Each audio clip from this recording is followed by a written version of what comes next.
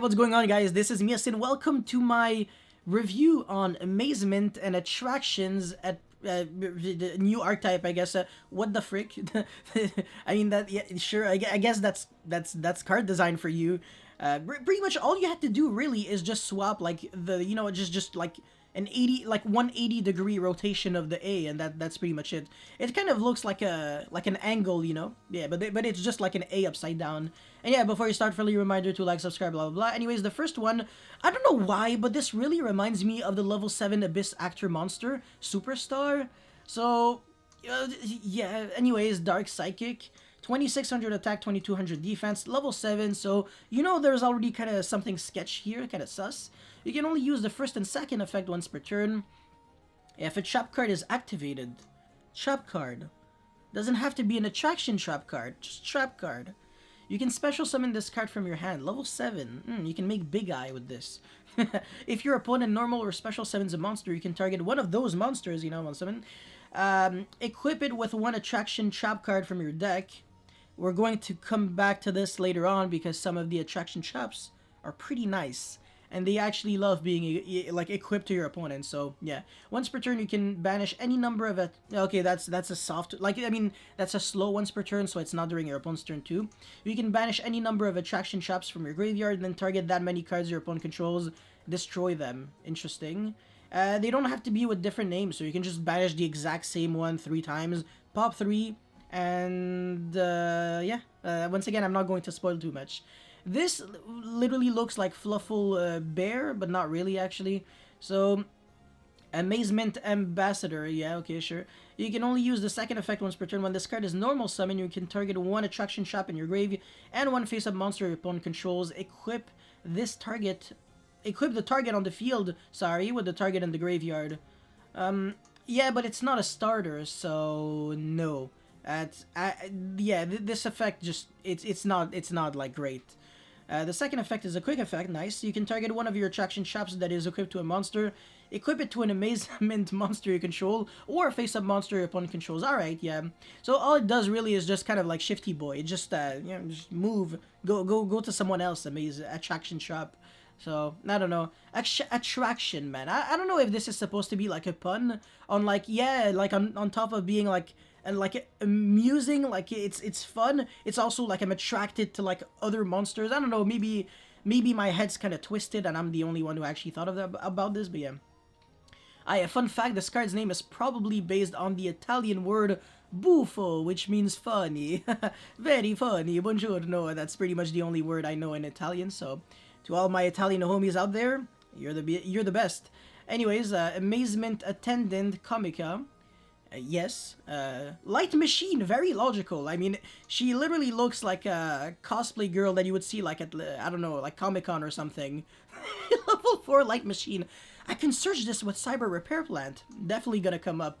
You can only use the second effect once per turn. The first effect, when this card is normal summon, you can set one attraction trap from your deck to your spell and trap zone. You see, this is exactly what the pedophile bear actually needed. So I don't know why they kind of clowned on this and actually clowned.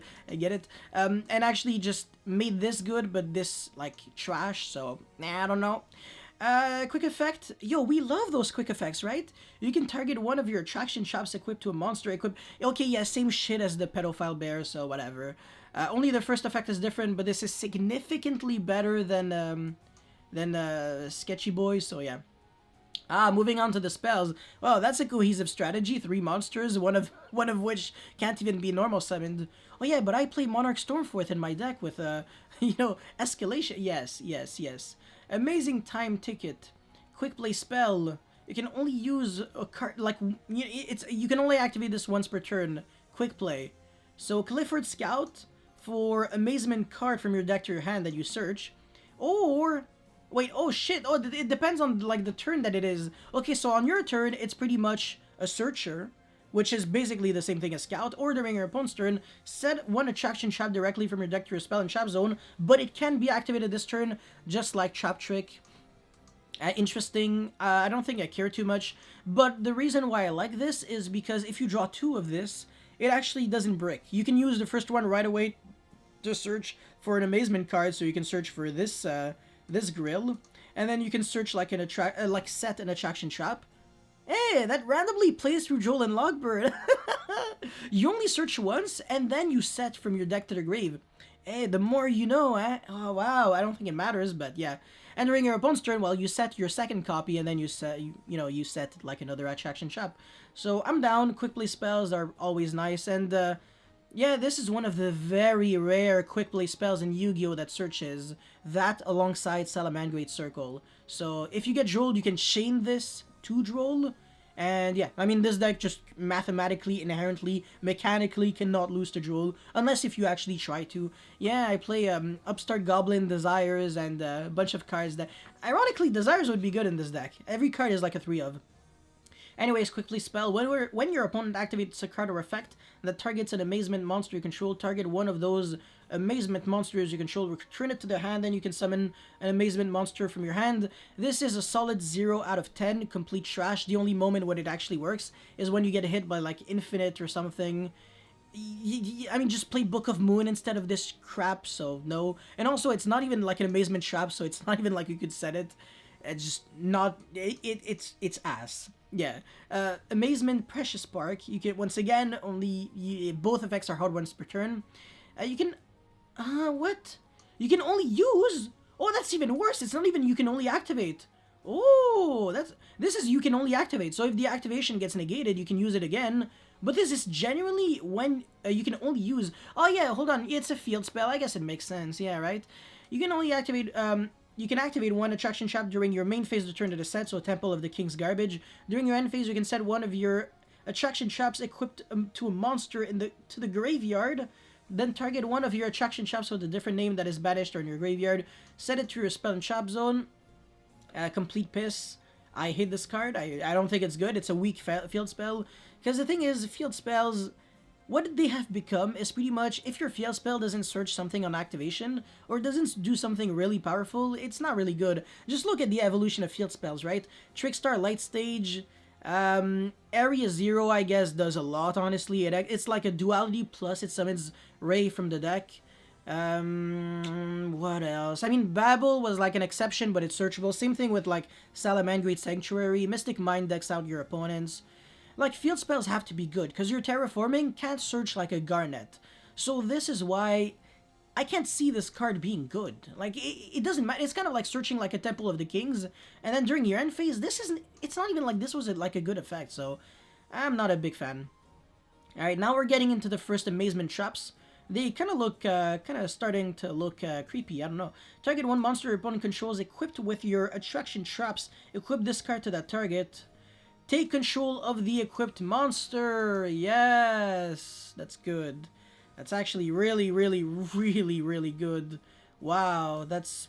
If you can actually equip this directly to your opponent's monster in one shot, then you bypass the first condition, because this... It kind of sucks, because as a trap card that you're trying to activate, it's not that great because you can only, like, equip it to a monster your opponent controls that is already equipped to one of your attraction traps. So that kind of sucks. So I don't know. Yeah. I mean, not really, but yeah.